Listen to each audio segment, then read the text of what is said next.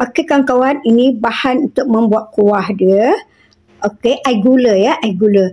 So, memerlukan gula merah, gula Melaka. Gula Melaka jenis ni dia kurang manis, jadi kita kena letak lebih sikit gula merah. So, tak letak gula pasir ya. Kalau nak letak gula pasir pun boleh terpulang.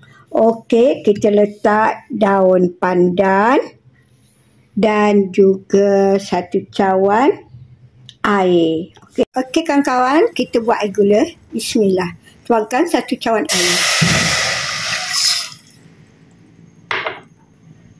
Masukkan gula Melaka 3 ketul. Kemudian kita masukkan gula merah 1 cawan.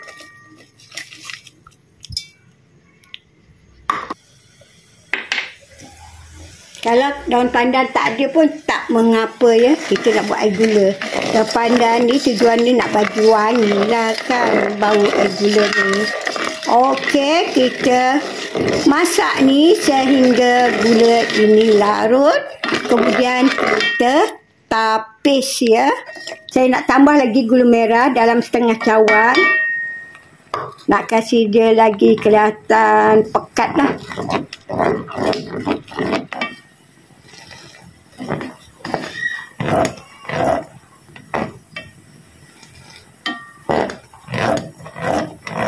Okey, gula merah ni dengan gula Melaka sudah larut.